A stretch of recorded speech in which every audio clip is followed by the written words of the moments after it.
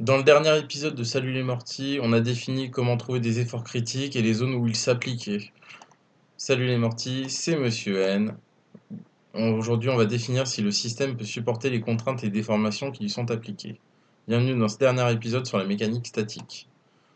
Alors, nous avons défini qu'il y avait 4 étapes principales pour réaliser notre calcul de mécanique statique. Et la dernière étape de ce calcul, c'est de vérifier par les calculs de contraintes que les matériaux le composant peuvent résister dans les zones critiques de charge. Alors, pour ce faire, nous avons 3 types d'efforts que nous avons trouvés lors de nos calculs, par exemple dans le cas de la poutre, avec donc les efforts normaux, donc l'effort normal maximal qui est appliqué sous forme de compression et de traction, l'effort tranchant maximal appliqué sous la forme de cisaillement et l'effort fléchissant maximal qui est appliqué sous la forme de flexion. Alors, qu'est-ce qu'une contrainte? Une contrainte en mécanique des milieux continus et en résistance des matériaux, règle générale. La contrainte mécanique décrit les forces que les particules élémentaires d'un milieu exercent les unes sur les autres par l'unité de surface. La contrainte va de pair avec une déformation de la matière dans laquelle elle s'exerce. Elle s'exprime en pascal, en newton par mètre carré ou en bar. Donc là, je vous mets des cas bien spécifiques parce que en gros, c'est les unités de base qu'il faut prendre en compte. Après, il y a des variations en fonction, si nous avons du kilopascal, du mégapascal ou du gigapascal par exemple. Alors, le lien entre ces 3 unités, c'est que le newton par mètre carré, c'est égal à du pascal et le mégapascal est égal à du 10 bar. Avant de dimensionner, il faut parler de l'ELU et l'ELS. Alors l'ELU, qu'est-ce que c'est? L'ELU, c'est l'état limite ultime. Donc l'ELU dans un système, ça sert à dimensionner la résistance du matériau directement, donc la capacité du matériau à ne pas être détruite. L'autre cas, c'est l'ELS, donc état limite en service. Et là, on parle surtout de résistance à la déformation du matériau. Donc, il faut que votre matériau résiste à la destruction et ne soit pas trop déformé afin de répondre à un dimensionnement satisfaisant. Donc, dans le cas des efforts normaux, vous avez donc à prendre en compte la résistance du matériau et le déplacement des matériaux.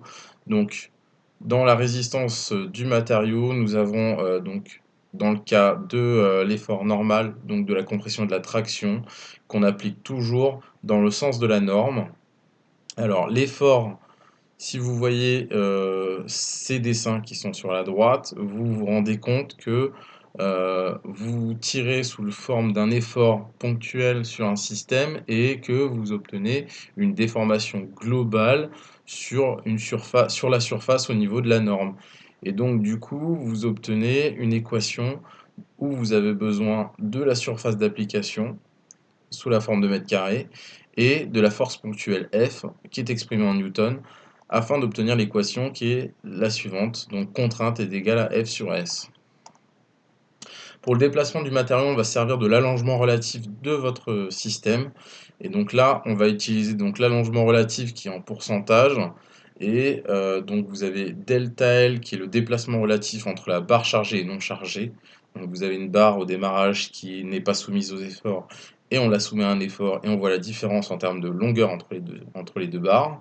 Et donc vous avez L qui est la longueur de la barre chargée en mètres et L0 qui est la longueur de la barre non chargée en mètres. Grâce à ce calcul, nous pouvons obtenir donc l'allongement relatif du système que vous allez utiliser. Et donc, on va utiliser la loi de Hooke. Et la loi de Hooke qui nous dit que la contrainte est égale au module du Young multiplié par l'allongement relatif. Donc, la contrainte, on sait déjà que c'est exprimée en Pascal parce qu'on l'a déjà dit plusieurs fois. Et E, qui est le module de Young ou le module d'élasticité qui est aussi caractérisé, une caractérisation du matériau en Pascal. Alors, ce qu'il faut voir, c'est que donc nous avons du Pascal et du Pascal qui est multiplié par un allongement. Et donc si votre E est multiplié par votre allongement relatif, vous obtenez, et que votre contrainte elle est inférieure à la contrainte admissible par un matériau, vous obtiendrez directement donc un dimensionnement suffisant au niveau de votre déplacement sur votre système. Ensuite, pour l'effort tranchant, on va juste parler de la résistance du matériau. Donc on peut enfin vérifier le système quand on a obtenu un effort tranchant maximal.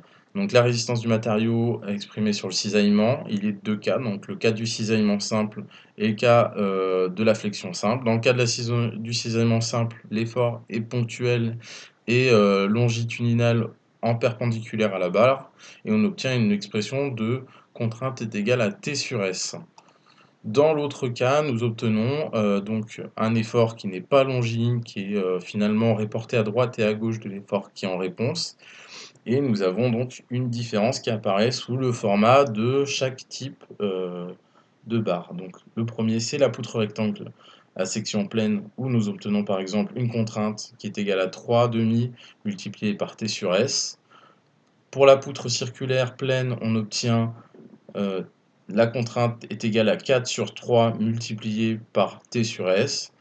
Et pour une poutre circulaire simple, par exemple, nous obtenons une contrainte maximum qui est égale à 2 fois T sur S. Alors, il nous faut toujours, dans notre cas-là, la surface d'application S et la force ponctuelle T.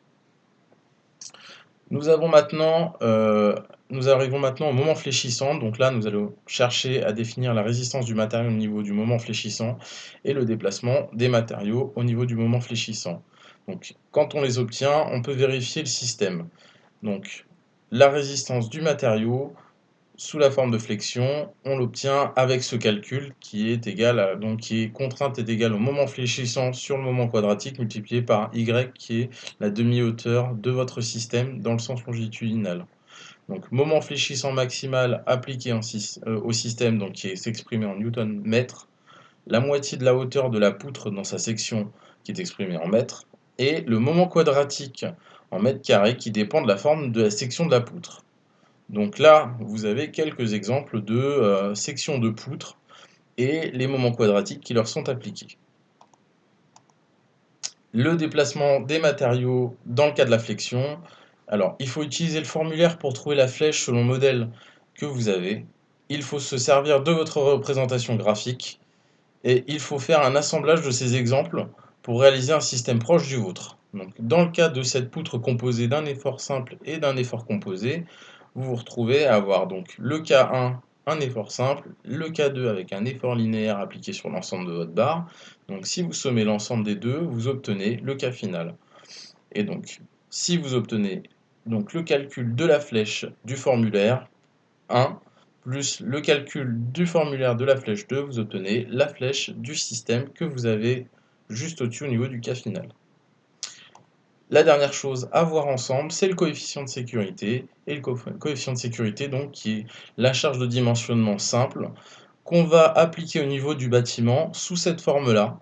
C'est-à-dire que le poids propre, qu'on appelle aussi les charges structurelles, qu'on multiplie par un coefficient de 1,35, et les charges d'exploitation, qui est Q, multiplié par 1,5, son coefficient de sécurité. Et on fait ça surtout pour éviter les problèmes de dimensionnement et pour appliquer une certaine sécurité à vos dimensionnements. Donc tout cela sera exprimé en newton, newton mètre et newton par mètre carré. Donc c'est tout pour cette semaine. Merci d'avoir suivi le cours. On se retrouve la semaine prochaine. Au revoir.